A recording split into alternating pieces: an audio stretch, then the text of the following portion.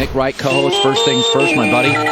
Okay, so I already know your disdain for New England, that even though Edelman is second all-time in playoff catches and yards, that you have already, you won't even let him get on a bus to Canton and watch the ceremony. And I've always said a true friend, there's friends that want to go with you to Vegas for a weekend. True friends are at you at the hospital, you get divorced.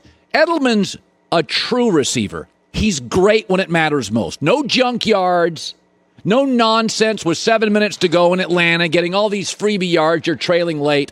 True yards, my friend. What do you make of that? Yeah, and that gets you a deserved spot in the Patriots Ring of Honor, not the Pro Football Hall of Fame. I listened to you yesterday, and I was just watching mouth agape as you really tried to make the case. Julian Edelman, Calvin Johnson. I don't know. Birds of a different feather. What? Colin. At no point in his career was Julian Edelman a top 5 receiver. I would argue at no point was he a top 10 receiver. Did he have great moments? Absolutely. Did he get the most out of his abilities? Sure. But the Hall of Fame, can we put up the blind reveal, please? Because if we're letting Julian into the Hall of Fame, would you at least agree, before I reveal these people, that all those numbers are about equivalent? Yeah. That those are about, statistically speaking, about the same. Okay, show me those 4 Hall of Famers.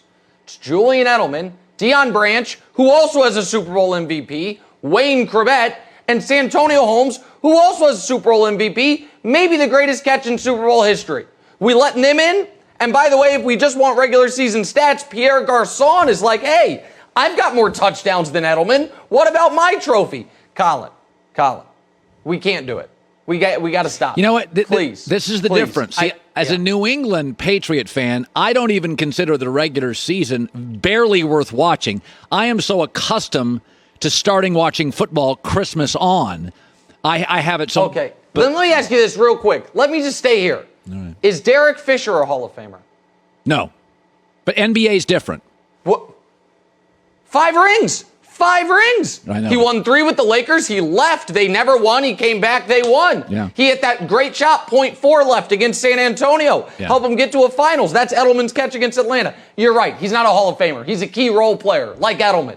Enough. Now, Edelman, by the way, he is in the Hall of Fame of people who have tweeted me at 3 a.m, possibly slightly intoxicated. He is in the Hall of Fame of that group. That's a small group.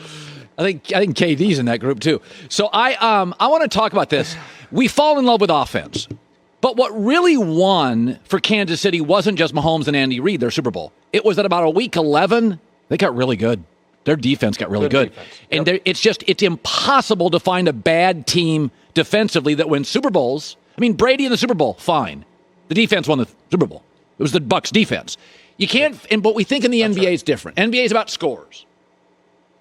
You cannot find a bad defense in 50 years. And the Brooklyn Nets are terrible defensively. I don't think they're a championship club. Your thoughts? I have been beating this drum from the beginning of the year. Before the Harden trade, I said, who's going to get stops? When they were talking about trading for Harden, I said, how does that help your weakness? Once they got Harden, and they've looked great, the defense has not improved. 25th in the league, and you are absolutely right. The rule isn't that you can't be a bad defense. It's actually more restrictive than that.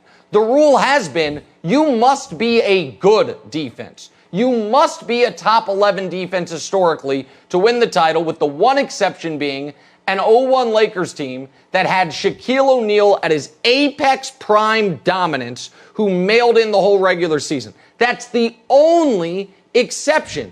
Prior to this year, do you know the highest scoring team on a per possession basis in the history of the NBA was last year's Mavericks?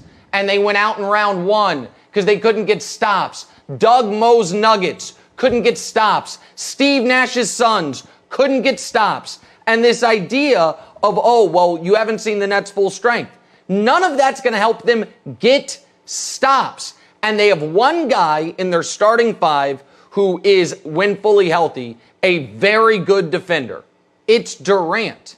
But you can't, are you really going to say to Durant, listen, be our third option offensively because we need you to shut down the opposing team's best player? And what hurts them in that regard as well is they're not trying to go through small great players. They're trying to go through Giannis, then Embiid, and then Andre Drummond, who they can't beat. And if Drummond has an off night, that team does happen to have LeBron James and Anthony Davis.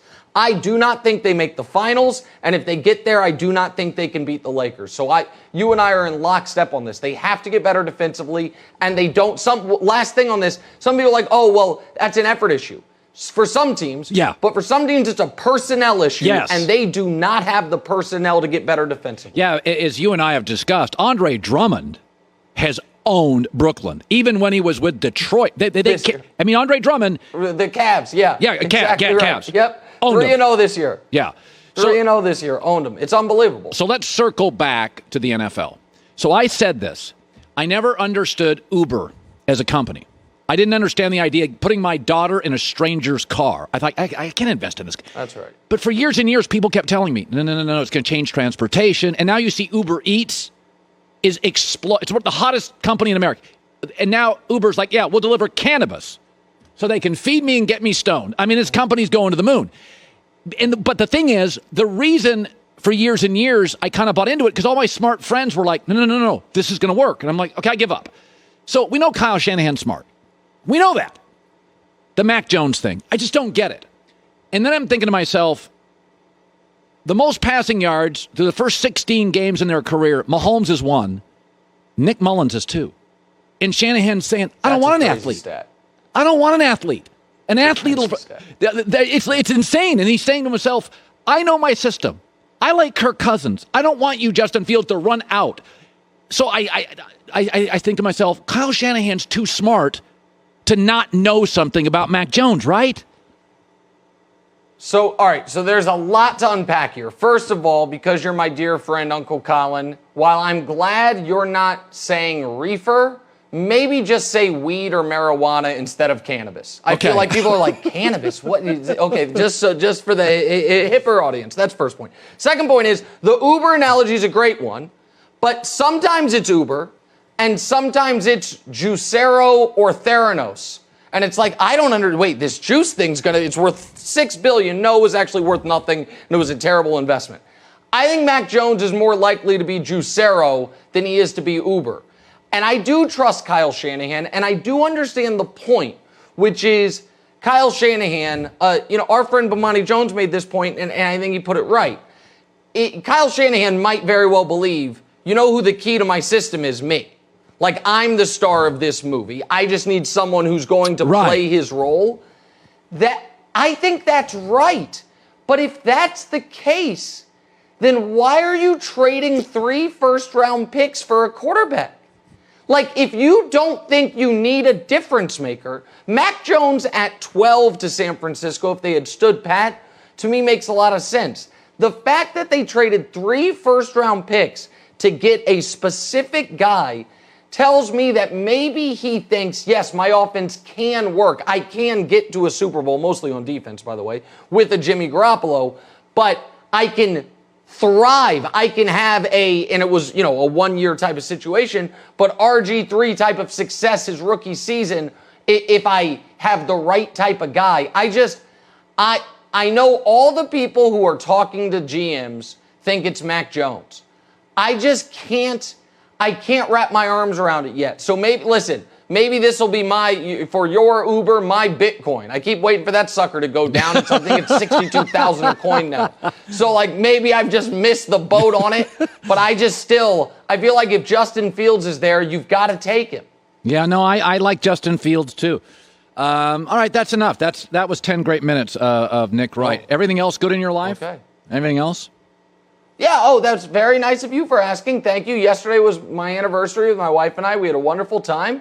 It's good to talk to you as always. And so thank you. That was very kind. Yeah. Absolutely. Great game tonight. Sixers Nets should be fun. I'd bet the Sixers, America. That's my free advice to you guys on the way out the door. Hi, everybody. Thanks for watching. Subscribe here to get the latest from the show. Also, be sure to check out more of the best clips from The Herd or go watch a few segments from other shows on FS1.